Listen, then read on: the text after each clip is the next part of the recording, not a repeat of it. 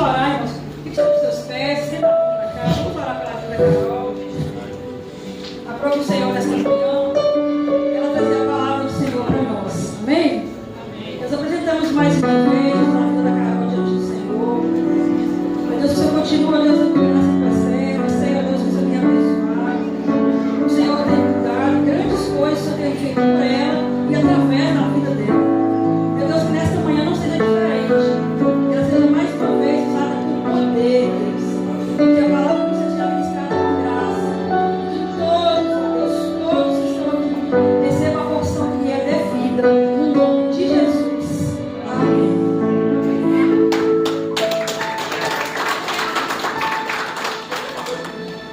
Cumprimento os irmãos com a paz do Senhor, amém? Amém. Confesso para os irmãos que, como é de costume, eu estou bastante nervosa. Glória a Deus por isso. Eu reconheço que eu não tenho nada a oferecer. Se não for o Senhor através da minha vida, usando a minha vida, eu não tenho nada para oferecer. Então eu me coloco à disposição, me coloco à dispensação, para que o Espírito possa falar as nossas vidas através da mensagem de hoje. Hoje nós estamos em um culto de missões, mas eu não vou falar com vocês sobre missões. Eu quero falar com vocês sobre a missão. Porque quando a gente fala de culto de missões, por estar no plural, dá a sensação de que são várias as missões. Mas na verdade, a grande missão da igreja é a missão. Eu queria que você abrisse comigo em Mateus, capítulo 28, versículo 16, que é um texto, esse texto é muito conhecido, ele é muito utilizado quando a gente quer falar sobre missões, e hoje a gente vai ver um pouquinho verdades que estão ali entre linhas que às vezes passam desapercebidas. Mateus 28, 16 vai dizer assim: E os 11 discípulos partiram para a Galileia, para o monte que Jesus lhes tinha designado. Quando o viram, o adoraram, mas alguns duvidaram. E chegando-se Jesus, falou-lhes, dizendo: É-me dado todo o poder no céu e na terra. Portanto, ide, ensinai ou fazeis discípulos de todas as nações,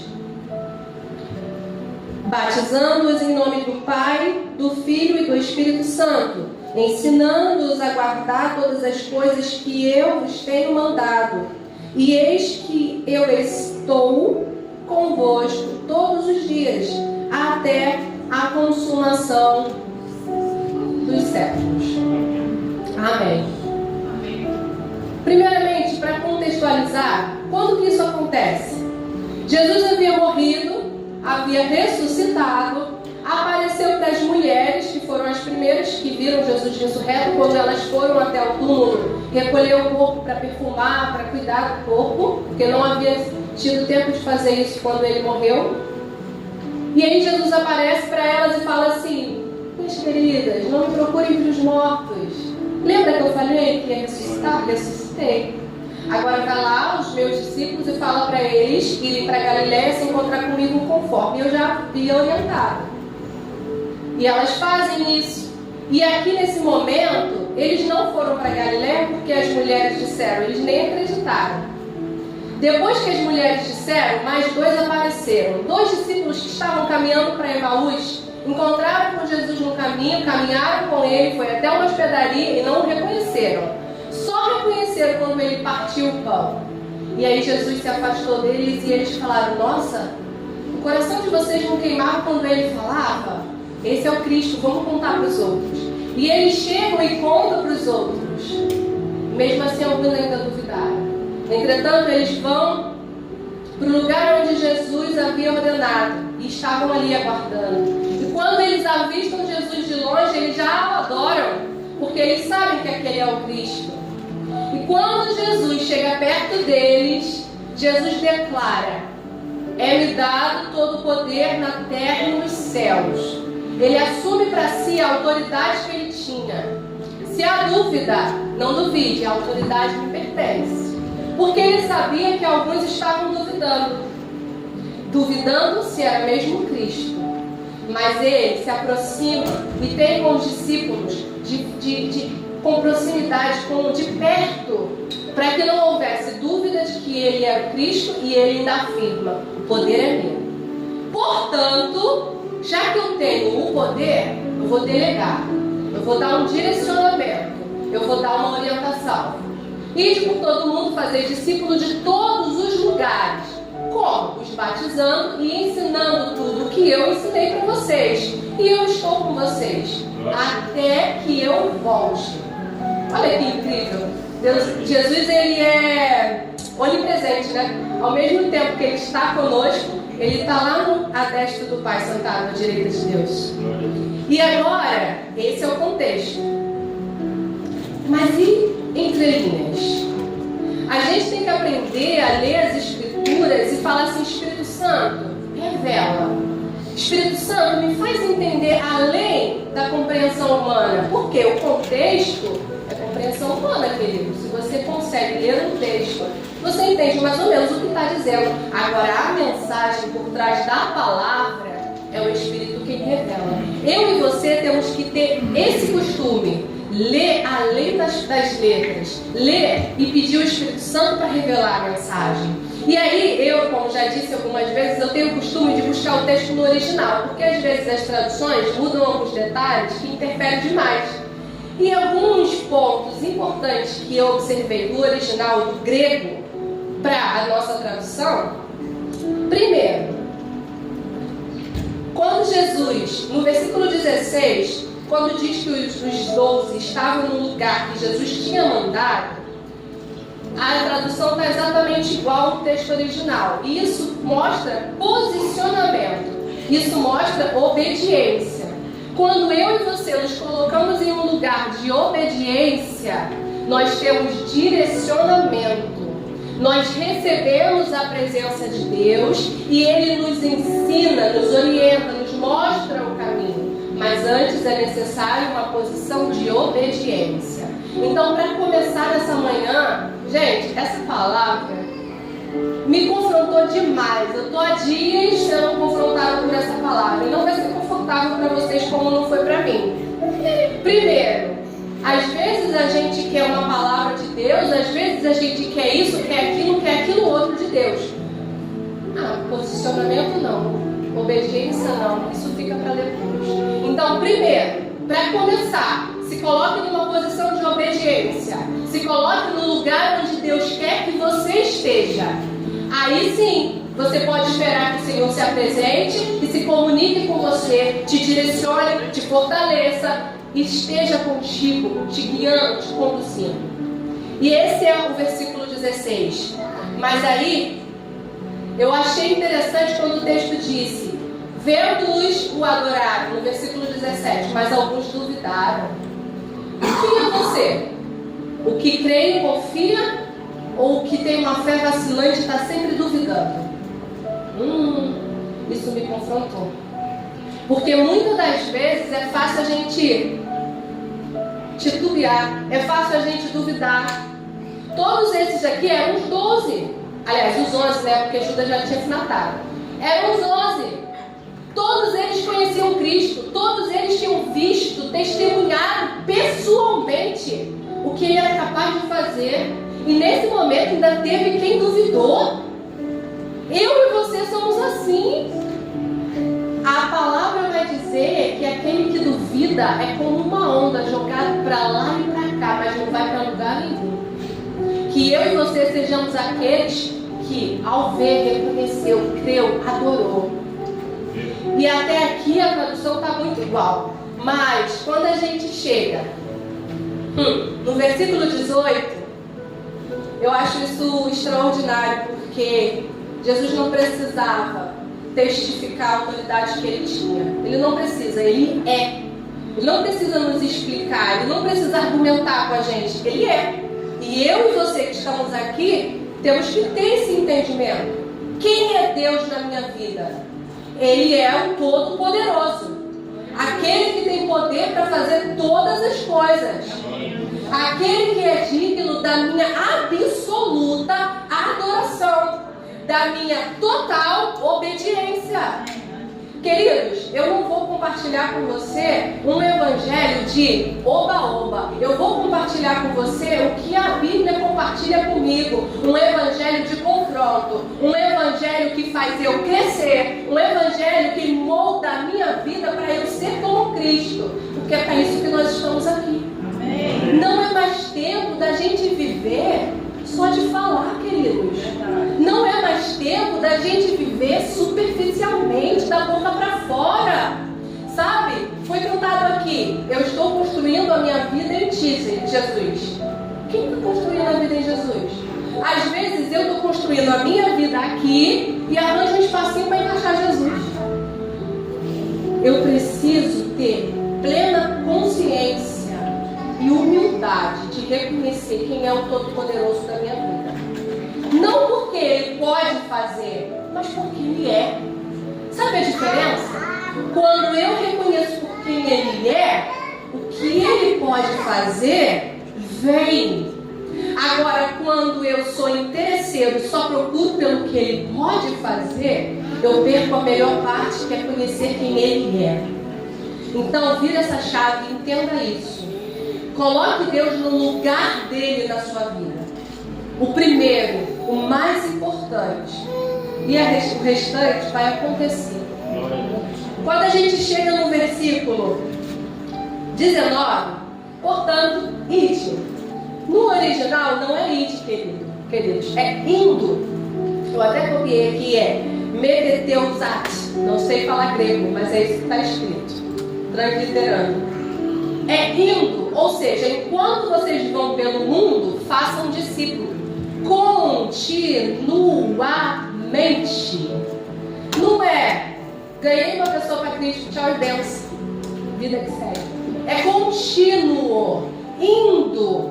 E aí o verbo que vem a seguir em grego é um verbo, deixa eu procurar aqui.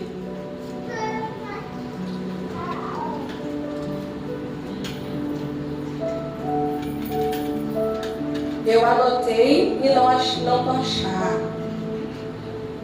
Na minha versão está escrito ensinando-os, mas na tradução literal é discipulando, fazendo discípulos. E aí fica aquela pergunta: será que eu tenho feito discípulos? Será que eu tenho discipulado? Entenda uma coisa. No mesmo tempo que eu discipulo alguém, eu sou discipulado por um outro alguém. É um trabalho de equipa, é um trabalho contínuo. Sabe qual é o problema? A gente vive a caminhada com Cristo como se fosse uma corrida, pastor. Eu tenho que fazer o meu, eu tenho que chegar. Se ele chegou ou não chegou, o problema é dele. Eu vou fazer o meu e vira uma competição. Só me importo com o meu. Mas quando a gente olha para as Escrituras, não é assim. A caminhada com Cristo não é uma corrida de competição onde ganha o melhor. A caminhada com Cristo é uma jornada onde caminhamos juntos. E daí a importância do discipulado. Você acha que o discipulado é a turma online que tem na segunda-feira? É um grupo de estudos? Isso é uma parte. Discipulado é andar juntos. E a grande missão, o ponto central desse texto lido é fazer discípulos. E indo, enquanto vocês vão pelo mundo, fazem discípulos. E aí, a parte seguinte ele fala, batizando-os no nome do Pai, do Filho e do Espírito Santo. Esse versículo aqui é uma expressão clara da unidade de Deus, de um Deus único, Deus Pai, Deus Filho e Deus Espírito Santo. Ele não fala assim, faz uma reserva no nome do João, nos nomes do João, da Camila e da Paula. Você sabe que a reserva é nos nomes de 3 pessoas. Ele fala assim, faz uma reserva no nome. Batiza-os no nome. Aqui ele testifica a unidade de Deus. E aí, uma coisa que me chocou e que eu nem precisei ir no original, é no final quando Jesus fala assim: ensina tudo que eu ensinei para vocês. E vocês têm uma garantia. Eu prometo, é a minha palavra. Eu estou com vocês. Tempo presente. Quando a gente lê o texto, parece até que é contraditório. Ele manda ir fazer algo futuro. Vai, acontece.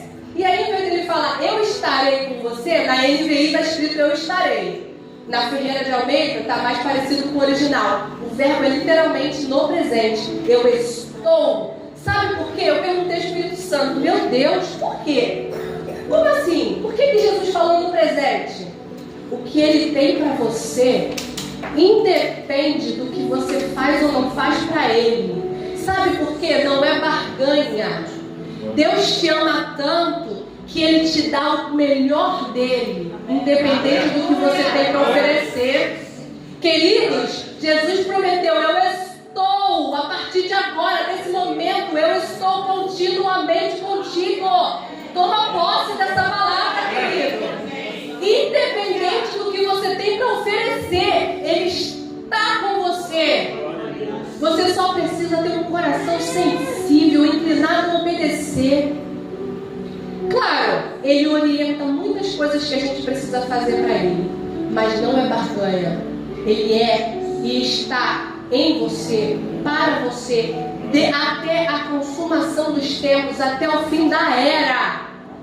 Ele garante. Então a gente vê a autoridade de Deus, a gente vê direcionamento, a missão da igreja, a gente vê a unidade de Deus e a gente vê uma promessa que se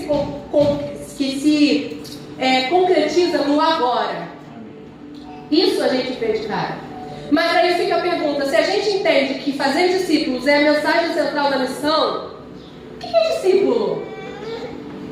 O que é discípulo, gente? Vocês sabem o que é discípulo? Eu perguntei. Preciso de água. Vocês não têm noção, gente, como dá sede de falar.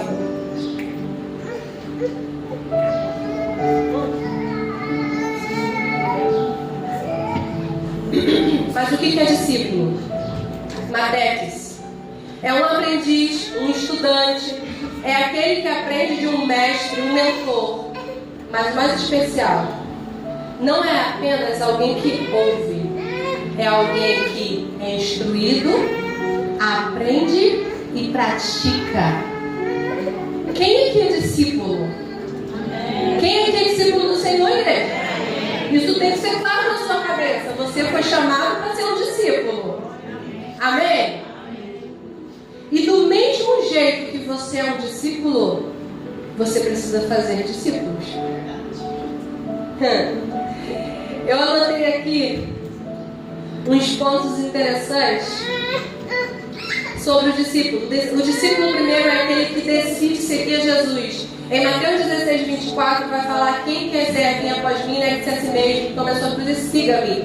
Uma escolha. Você escolhe ser discípulo, você não é obrigado. Deus não te obriga a nada.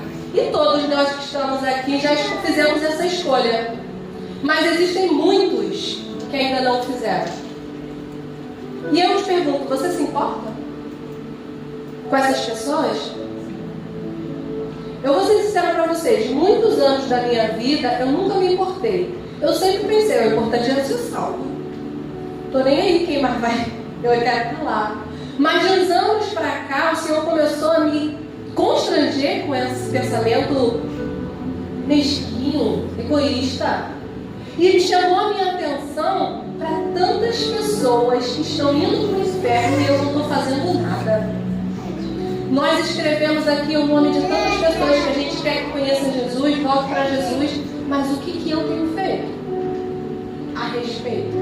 Porque só saber é só estatística. O que nós temos feito? O discípulo, ele escolhe, ele aprende os ensinos. João 8,31, esse eu vou abrir. São tantos os versículos, eu não consegui decorar todos.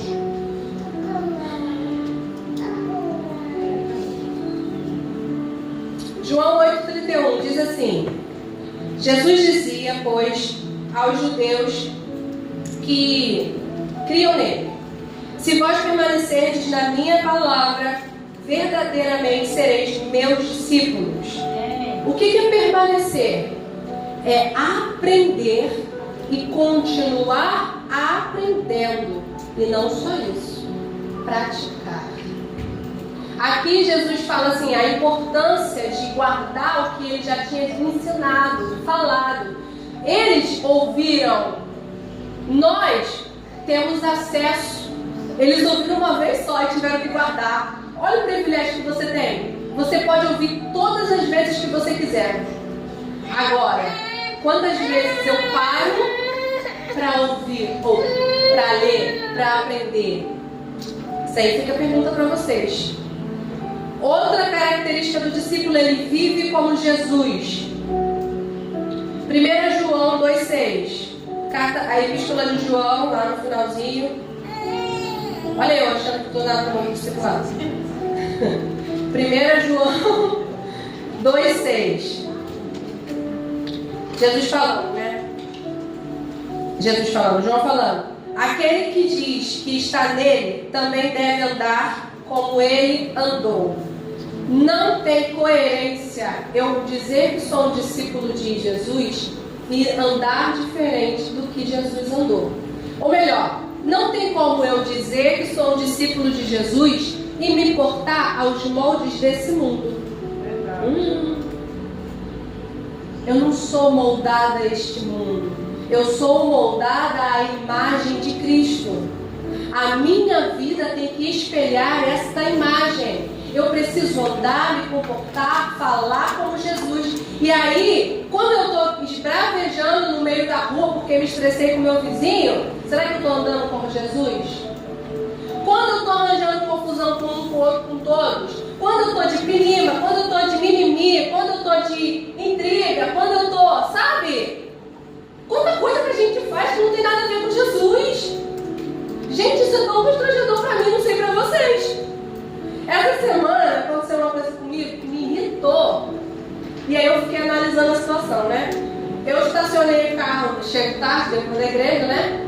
Aí estacionei o carro num lugar que não deveria ir, passei, deixei 1 metro de distância da parede, falei, bom, dá para até um quadriciclo passar aqui, tá tudo certo, mas estava em cima do passeio. Quando eu cheguei de manhã para botar as crianças para a escola, tinha uma carta do meu grupo, que eu não sei quem é, falando que ia me denunciar, falando que não tinha espaço para ele passar e um monte de coisa. Pela escrita era português. Mas o homem arrasou com a minha vida, ou a mulher, sei lá. Eu fiquei enfurecida na hora. Minha vontade foi de ficar buzinando lá para ver se ele acordava, se estivesse dormindo. E aí eu fiquei pensando, nossa, eu me irei por tão pouco. Imagina se a pessoa estivesse aqui, talvez eu ia querer discutir com a pessoa. Estando errada. Estando errada. Depois que o sangue foi baixando, eu percebi que na verdade eu estava errada. Não interessa que tinha 1 metro de distância para a pessoa passar. Eu estava em cima do passeio, não pode. Mas o meu comportamento tem que ser de humildade. Mesmo se eu tivesse certa. Verdade. Mesmo, essa é a parte mais difícil. Mesmo estando certo, baixar a cabeça. Era isso que Jesus faria. Quantas vezes Jesus estava anunciando as boas novas de salvação e acusaram ele de tantas coisas horríveis. Ele ficava debatendo, batendo boca, se estressando. Não. Eu preciso ser como Jesus. Eu obedeço a sua palavra. E a parte que eu quero chegar, eu ensino os outros a seguir Jesus. 2 Timóteo 2,2. Paulo escrevendo a Timóteo, ele dá essa orientação.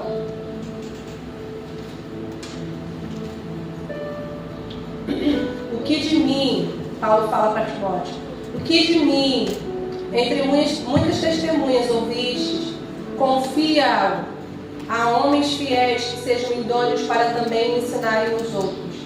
Eu aprendo, eu compartilho. Eu sou discipulado, eu discipulo. Querido, vira essa chave em nome de Jesus. É uma responsabilidade minha e sua. Eu não posso ser indiferente. Quer ver? Eu vou colocar de um jeito que você vai entender melhor. Pensa na sua perna. Sua perna é importante para você? É relevante? Pensa na tua perna.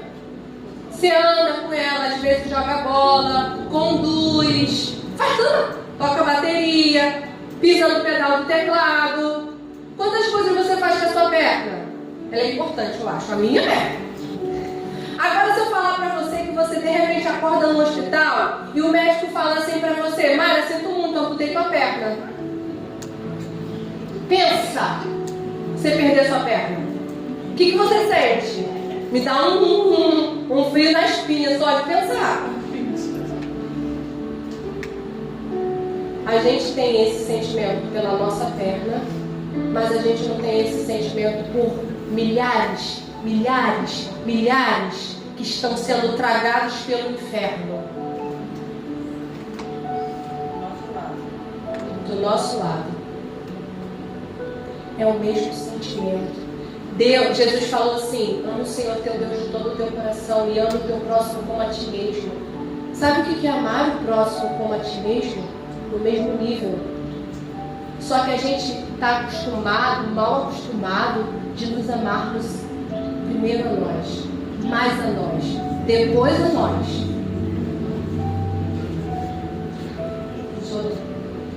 Sabe que eu estou a perna? Tanto faz que eu estou a perna. Tanto faz que eu perdi a perna. Ninguém pensa isso.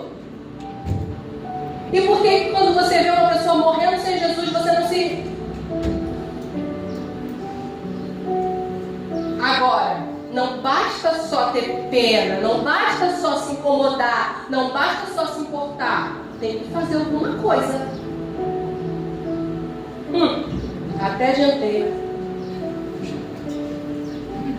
Será que verdadeiramente eu tenho vivido como Cristo instruiu que eu vivesse? Como que eu faço discípulo, Carol? Eu já entendi a importância, já entendi que, Carol, eu não me importo. Seja sincero. Deus, eu não me importo. Não me importo, tô nem aí. Muda isso dentro de mim. O que Deus quer é sinceridade. Deus não quer bajulação, Deus não quer maquiagem. Deus não quer que você chegue para Ele e fale o que Ele quer ouvir. Porque Ele sabe o que está no coração por trás das falsas palavras. Chega para Ele e seja sincero: eu não me importo. Eu não quero saber, eu só me preocupo comigo. Quando eu dobro meu joelho para orar, eu só oro pelos meus. Eu só penso no que eu preciso. Seja sincero. Mas Deus muda isso dentro de mim. Me ensina a amar. Me ensina a amar almas, as pessoas. Não só os meus entes queridos que estão afastados do Senhor, que eu já amo já naturalmente. Me ensina a amar o próximo, o outro. Pede para Deus. E aí, queridos, a mensagem central: indo por todo mundo fazendo discípulos. A missão da igreja é fazer discípulos. Mas para fazer discípulos, eu preciso amar. A primeira coisa é o amor. Eu trouxe aqui, ó. Isso aqui é um triângulo. Todo mundo consegue ver, né? Isso aqui representa o amor. Quando Jesus falou, Mateus 22, 37, 39, ame o Senhor teu Deus de todo o teu coração, de todo o teu entendimento, com todas as tuas forças. Aqui, ó, no topo. Ame o teu próximo como a ti mesmo. Estão aqui, ó, na mesma linha. É assim que tem que ser o amor vivido por mim e por você.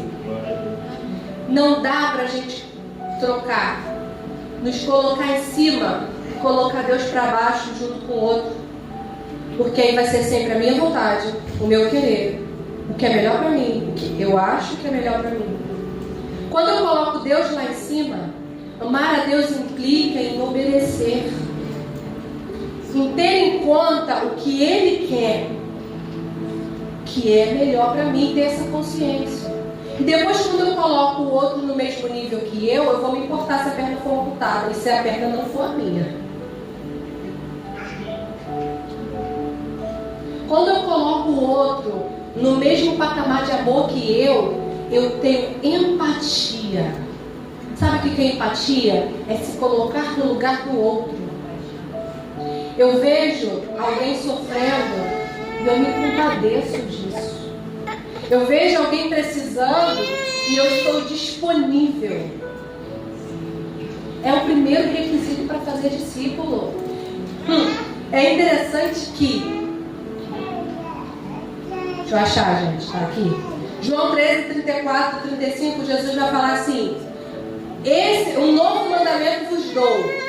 Ame uns aos outros, como eu vos amei, porque assim vão saber que vocês são meus discípulos. É isso aí mesmo. Que assim vão saber que sois meus discípulos. Então, primeiramente, amor. Eu me importo o suficiente para fazer algo a respeito. Segundo, é o mais comum, né? Todo culto de missões a gente ouve falar sobre isso. Evangelizar, querido. Falar. Ah, Carol, mas eu não sei falar tão bem. Moisés também não sabia, querido. Quem disse que é você que vai falar? Mas o problema é que eu nem abro a boca. Como é que o Espírito vai falar através de mim? Alguém aqui já sentiu um comichãozinho assim dentro? Tá conversando com um não crente, um desconhecido, e dá aquela... Aí você fica assim: mas se fizer alguma pergunta que eu não sei responder? Mas e se eu falar alguma coisa errada? Quantas vezes por dia você lê a Bíblia? O quanto você tem se preparado? Sabe por quê? Porque o Espírito Santo usa, mas ele vai te fazer lembrar, Gabriel, o que você já leu.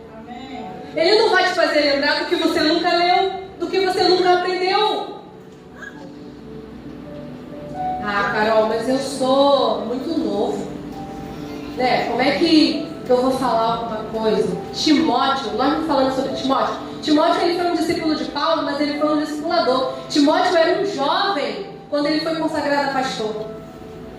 Antes disso, ele já discipulava. Então não tem essa, vocês que são jovens. A responsabilidade é tanto de vocês como de uma pessoa madura de idade. Sabe por quê, querido? Discipular é uma questão de maturidade espiritual. E maturidade espiritual independe da sua idade. Depende do seu comprometimento com Deus. Então é minha responsabilidade falar, apresentar a cruz para quem não conhece. É minha responsabilidade contar para quem não conhece que Jesus salva, cura, liberta, muda história. Ah, Carol, mas eu me converti outro dia. E a mulher samaritana?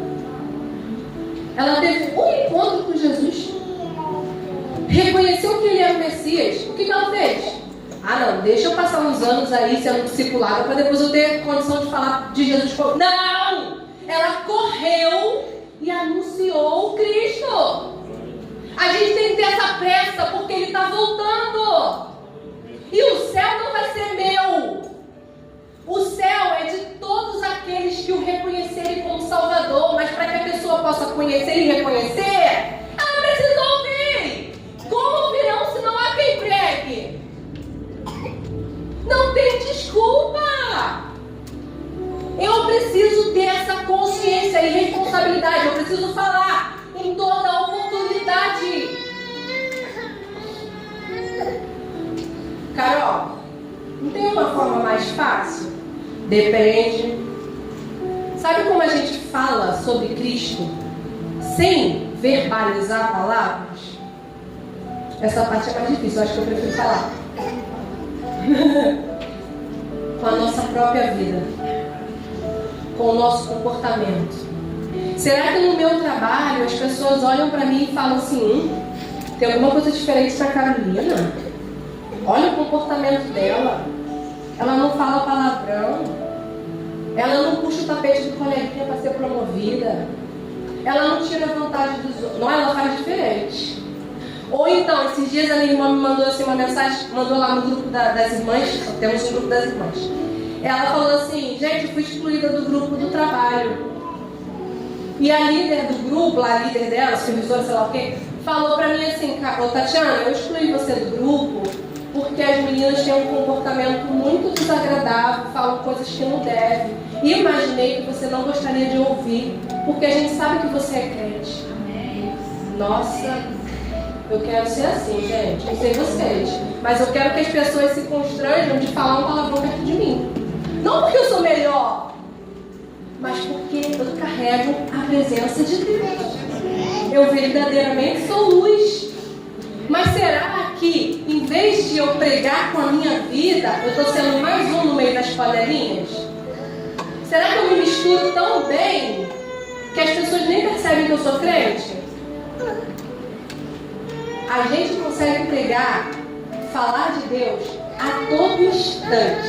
Esses dias eu estava pensando sobre isso, porque quando a gente entende que a nossa vida é do Senhor e para o Senhor, a gente vive diferente. A gente não pensa assim, estou indo para o trabalho, né? Preciso ganhar dinheiro.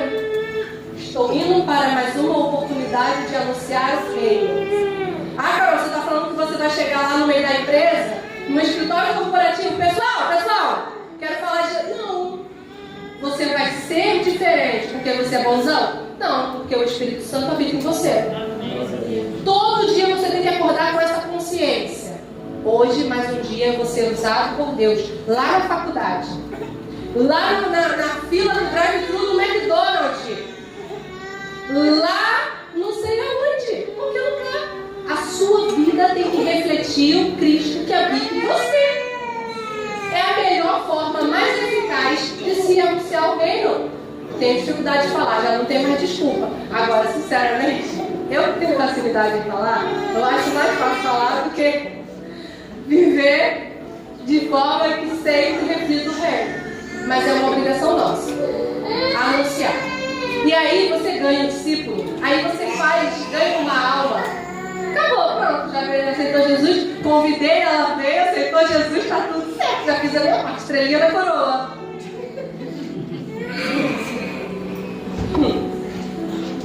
Fazer discípulos, escuta só essa frase. Ontem era meia-noite quando o Espírito Santo falou isso para mim. Fazer discípulo não é sobre aquisição, é sobre jornada. Não é sobre ganhar uma nova alma, escrever um novo nome no hall de membro. É sobre caminhar junto. É sobre discipular. Aí tudo, a nova fase, a nova etapa começa. Ganhou a alma, glória a Deus, temos que ganhar almas. Jesus falou que vai mandar 100 almas. Olha só o Gabriel, vou te dar como exemplo. Gabriel, quando apareceu aqui na nossa igreja, ele estava procurando outra igreja. E bateu aqui na igreja. Aí eu vou te falar, caraca, Jesus está jogando os peixes dentro do barco. Você acha que foi coincidência, Gabriel? As pessoas estão falando assim, não dá nem para saber que é uma igreja, parece um galpão logístico, porque não tem placa. O Gabriel, Deus, trouxe o Gabriel e colocou ele aqui. Tá muito fácil para nós, hein? Tá muito fácil para nós. Ele precisa ser discipulado. E Gabriel, você precisa discipular alguém. Deus. Carol, não tenho tanta experiência assim. Deixa eu mostrar uma coisa. Discipular, queridos, é jornada. Onde alguém que é um pouco mais maduro espiritualmente, é só uma conjectura, porque vai ajudar quem ainda não é tão maduro. Bem, Marlene, eu já passei por esse caminho, eu te ajudo. Agora, daqui pra frente, quem vai? E daqui pra frente? O Joshua tá lá na frente. Joshua, precisamos ser discipulados, Joshua. Levanta aí. Não se acanhe. O Joshua vai mostrar porque ele já passou nesse caminho aqui. É assim, queridos. A Marlene deu a mão aqui, ó. É assim. Pode sentar, gente. É assim, queridos.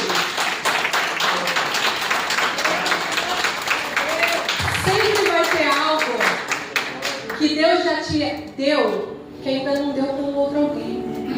E você precisa compartilhar esse algo. Ah, Carol, as minhas experiências com Deus são tão pequenas. Pequenas para quem?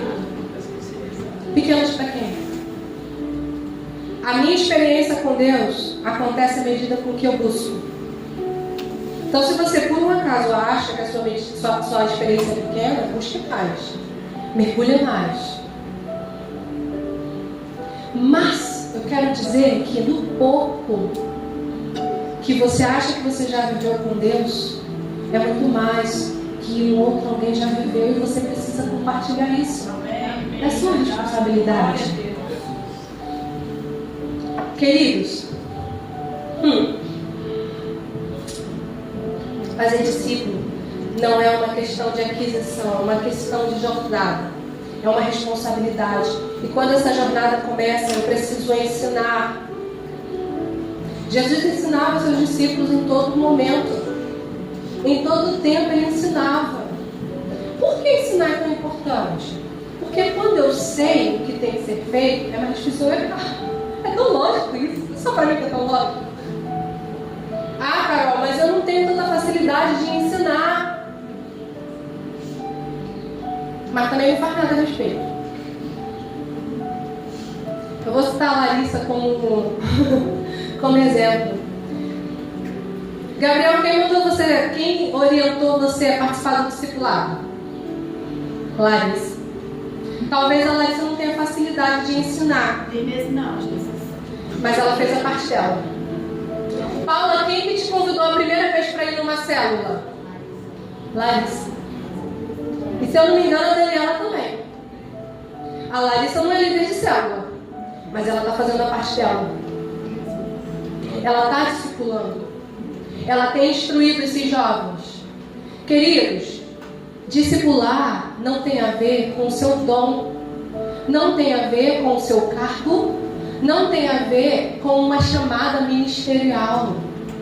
Discipular tem a ver com: eu entendi qual é a minha missão e eu vou fazer. É para todos nós. Se você pensa que discipular é a responsabilidade do pastor, não. Quando Jesus falou, indo por todo mundo fazer discípulos, ele estava falando para os seus discípulos.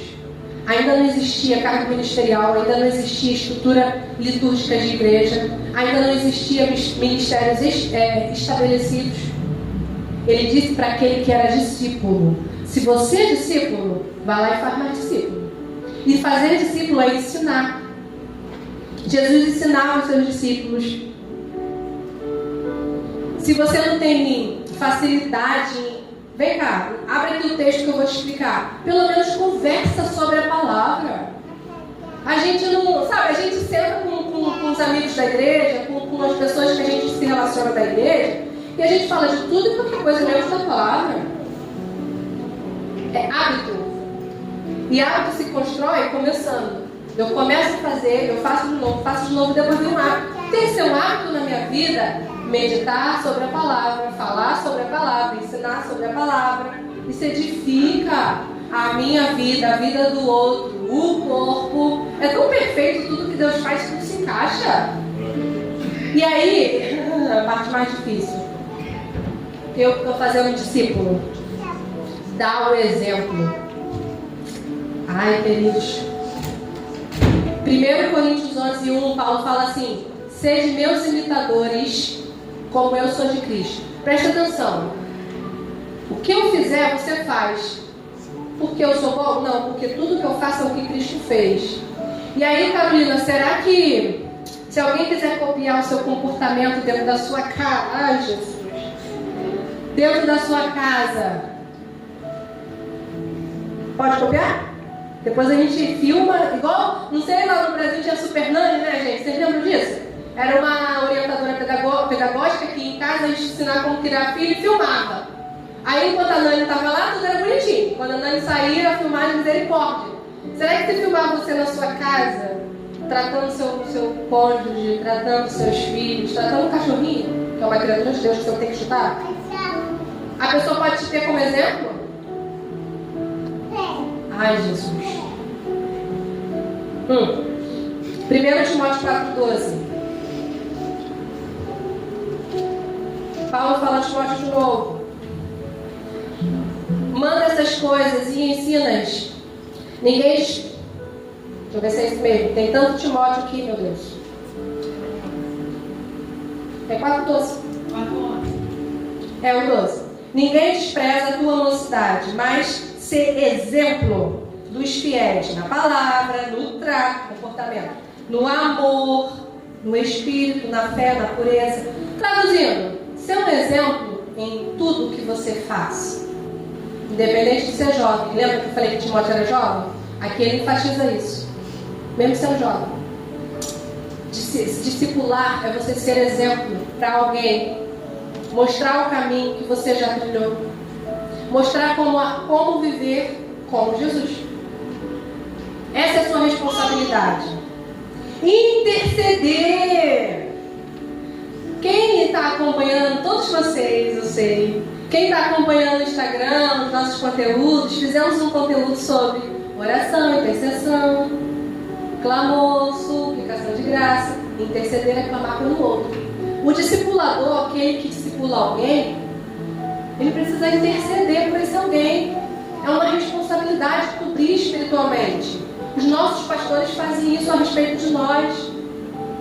Quando chega aqui na intercessão e a Marlene começa a oração, ela ora por cada um. Ela ora pelos líderes, ela ora pela equipe de louvor.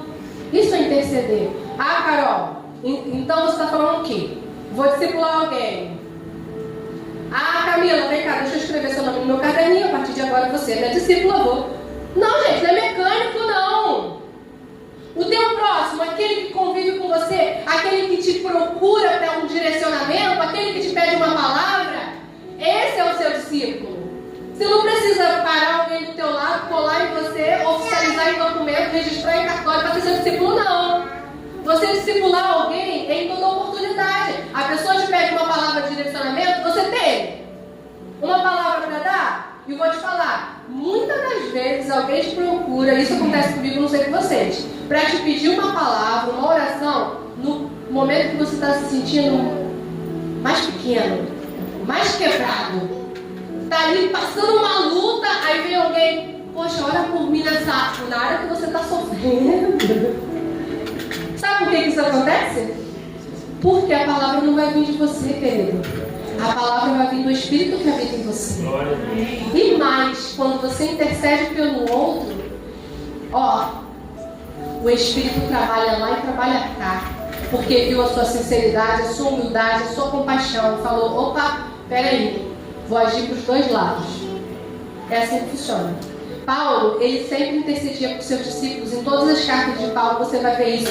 Jesus, ele intercedeu por Pedro quando falou, Pedro, Satanás está te rondando, mas eu oro por você, Pedro. Jesus intercedeu. Ele ainda fala, né? Eu oro para que você se mantenha firme na fé. Quanto tempo eu tenho dedicado intercedendo pelos outros? A parte mais difícil, um discipulador corrige, orienta. Isso é difícil, viu? Sabe por que é difícil? Porque alguém pode até ter facilidade em corrigir os outros. Muito natural. Olha, não, Josh, assim não dá. É muito fácil. Mas você lembra que eu falei que você discipula, mas também é discipulado? E aí, difícil é você ser corrigido. Porque requer humildade. Você tem que reconhecer que errou. Não é confortável. Mas qual é o proveito de ser corrigido? Ser endireitado, né, gente? Voltar pro prumo, né, gente? Ser forjado, né, gente? Provérbios vai dizer que o ferro afia o ferro. Sabe o que isso quer dizer? A convivência com o outro vai moldar em mim, aparar em mim as arestas que estão sobrando. A convivência do discipulado, a jornada acompanhado, vai fazer com que eu seja moldado, aperfeiçoado. Isso é extremamente importante. Ou você acha que você vai entrar no inferno? No inferno vai. Mas no céu, cheio de mazela, cheio de mimimi, cheio de probleminha, de picuinha. Isso tudo precisa ser arrancado, precisa ser lapidado. Mas aí então Carol falou que é para discipular. Vou sair tacando pedra em todo mundo. Caiu, eu vou tentar pisar. Não. Tem que saber, né? Tem que ser com amor, gente. Tem que ser com jeitinho. Tá certo que Paulo falou assim, uma certa vez: eu vou até vocês curvarem. Mas ele era amoroso. Ele era amoroso. Tem que saber discipular, mas disciplinar. Mas é necessário. Porque assim a gente cresce. Eu tenho um monte de referência, mas não vou. A prática. É muito importante eu fazer isso que eu estou fazendo agora. Compartilhar com os outros a importância de fazer discípulos. Porque a gente está vivendo um tempo que é muito comum a gente focar no que a gente pode ter de Deus e tudo mais. E ok, Deus dá, Deus faz, Deus acontece. Mas eu tenho que também tentar na minha boca a palavra de que nós precisamos ganhar vidas para o reino. Nós precisamos ganhar alma. Nós precisamos alcançar alma.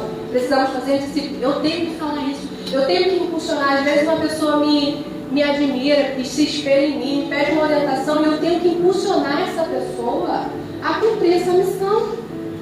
Jesus, ele traz os discípulos, Lucas 9, 1 e 2, ele traz os discípulos para ser, ele chama os discípulos a serem seus discípulos e os envia a fazer mais discípulos. Quando ele envia de 2 em 2, foi a primeira vez que ele enviou. Você tem que fazer discípulos e discípulos que geram discípulos. Praticar. Isso é necessário. Discipulado é: eu discipulo e sou discipulado. Eu ajudo e sou ajudado. Independente do cargo que eu tenho, independente do que eu fui chamado para fazer, eu preciso ter essa consciência. É uma jornada de equipe. Para finalizar, eu tenho aqui uns exemplos de discipulado, de homens que discipularam. Moisés discipulou Josué, isso não é novidade para ninguém. E aqui a gente vê um discipulado de mentor sucessor. Quer ver um exemplo bem conhecido de todos nós? O pastor Paulo e a pastora Ana discipularam o pastor Heraldo e a pastora Anne para serem seus sucessores em Sesimbra. Eles mostraram para eles: olha, a gente já trilhou todo esse caminho aqui como pastores, a gente já teve todas essas experiências aqui como pastores, agora vocês vão assumir a liderança da igreja. Isso é liderar para a sucessão, mentorar. Elias e Eliseu, se alguém chegar para você e falar assim: eu vou orar para que Deus me dê dobrado a unção que há sobre você. Foi o que Elias pediu. Eliseu pediu para Elias: eu quero dobrado da unção que você tem. Se você for ver, Deus fez através de Eliseu muito mais milagres do que através de Elias. E olha que Elias fez coisa pra caramba. Paulo dispensa comentários. Paulo era apóstolo, missionário, mas ele tinha muitos discípulos: Timóteo, Tito, Silas, Lucas, Onésimo. E o mais interessante é que esses discípulos de Paulo faziam discípulos. Isso é um discipulado multiplicador. Você não faz um discípulo para você não, querido. O discípulo é de Jesus. Você tem que trazer a pessoa para Jesus, para andar como Jesus. Só vai andar como você se você andar como Jesus. E os seus discípulos têm que fazer discípulos. Timóteo, ele era pastor. Silas, um discípulo de Jesus que fazia discípulo, ele era só um profeta missionário. Lucas era só um cooperador. Tá vendo como não é questão de cargo? Tito era pastor também. Os pastores não estão isentos. A ideia é discipular, fazer discípulo, crescer, avançar, aumentar o corpo. Não em quantidade, mas em qualidade, com fundamentos, ser construído de verdade em Cristo. Agora que duas pessoas que me chamam a atenção, Priscila e Áquila, eles eram um casal, não tinham cargo ministerial, mas quem eles discipularam? Quem sabe? Apolo. Lembra quando a igreja de Éfeso estava brigando? Eu sou de Paulo, eu sou de Apolo, eu sou de Paulo, eu sou de Apolo. Apolo era um cara referência, ele era mestre. E ele foi discipulado por um casal que não tinha carne. Sabe o que isso me fala? Não é sobre a minha posição. É sobre o que Deus vai fazer através da minha vida. Talvez eu não tenha sido chamada para ser mestre. Talvez eu não tenha sido chamada para ser bispo, presbítero.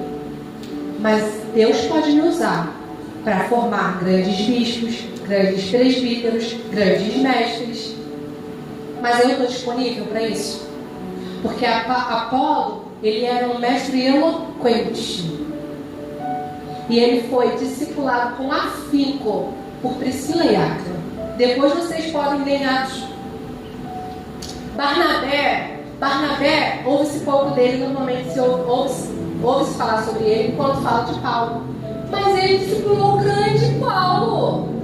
Quando a Paulo se converteu, lá na estrada de Damasco, não sei o que, foi Barnabé que acolheu ele, trouxe ele e falou: vamos lá, vou te mostrar os primeiros passos.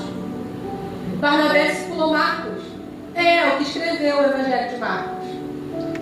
Gente, é super importante. Faz parte da missão. Mulheres. Tito vai escrever para as mulheres mais maduras. Ensina as mais novas. Isso é um discipulado geracional. Você ensinar para as mais novas que estão chegando agora, que são menininhas, como se portar diante do Senhor. Porque você já passou por esse caminho. Tito dá esse direcionamento. Agora, para encerrar, não menos importante, diria o mais importante: o discipulado de pais para filhos. A responsabilidade de ensinar sobre a palavra de Deus para os meus filhos é da Laís, na escola dominical. Não, querido, é minha responsabilidade. Sabe por quê? Eu vou ler os textos. Deuteronômio 6:6. Essa responsabilidade é minha e sua. E por que eu disse que é uma das responsabilidades mais importantes? Porque o meu filho não é meu. O meu filho pertence ao Senhor.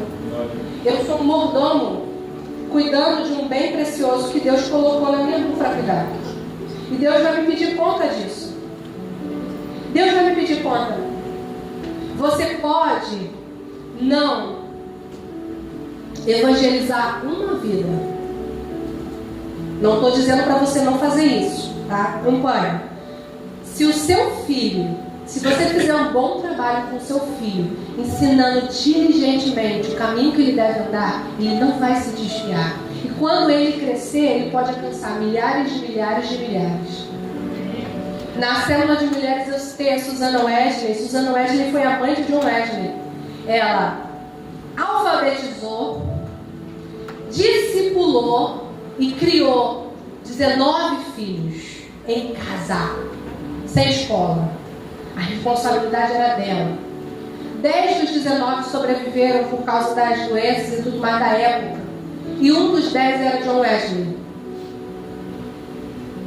Talvez Susana não tivesse pregado em púlpitos, talvez Susana não tivesse batido de porta em porta falando de Jesus. Mas você sabe quem é John Wesley. Se você não sabe, você já ouviu. O filho dela fez, alcançou, porque ela discipulou. Deuteronômio 6,6 vai falar: e estas palavras que hoje te ordeno estarão no teu coração, e as ensinarás a teus filhos, e dela falará, assentado na tua casa, andando pelo caminho, deitando-se, levantando-se, também as atarás por sinal na tua mão, e serão por testeiras entre os teus olhos, e as escreverás nos umbrais de sua porta e nas tuas portas. Querido, quanto tempo eu dedico compartilhando com meu filho as verdades do Evangelho? Eu preciso ensinar para o meu filho a verdade de Cristo antes que o mundo ensine para ele a mentira de Satanás. A responsabilidade é minha. Agora eu vou falar de mim, né? Eu tenho o hábito de falar sobre a Bíblia com as minhas filhas desde a barriga. Eu grávida, eu falava: Ana Lívia, ouve a voz da mamãe, quero te contar uma verdade. E falava. Eu percebi que a minha filha gosta de trabalhos manuais. Criança, você tem que ter estratégia. Ela adora colar, cortar, recortar, parará pão duro. Todo sábado é dia da atividade. Eu sento com ela e eu faço uma atividade de cortar, colar, pintar, bagunçar a sala toda. Mas eu sempre trago uma mensagem por trás da atividade. A minha filha sabe que Deus criou tudo. A minha filha sabe que Deus criou homem e mulher para casarem e terem uma família. A minha filha sabe quem foi o homem e a mulher que Deus criou. A minha filha sabe que Jesus morreu. Quando eu comecei a falar para ela sobre a cruz, eu pensei assim: como que eu vou falar sobre morte para minha filha? A Lívia tem 4 anos agora. Mas eu comprei uma Bíblia infantil das 3 palavrinhas e tinha lá Jesus crucificado. E eu falei assim: vou usar de naturalidade. Isso de fato aconteceu e foi importante. E é o que salva a vida dela. Então eu vou falar. E ela sabe: Jesus é o meu Redentor, o meu Salvador. Ele nasceu nesse mundo para que eu pudesse ser salvo. Precisamos dedicar esse tempo. Você precisa investir tempo. O discipulado, coloca sobre os seus pés, querido. O discipulado não é limitado a cargos, posições. É uma responsabilidade de maturidade. Quem cresce espiritualmente, nós crescemos espiritualmente e ajudamos outros a crescer também. Agora eu queria convidar você.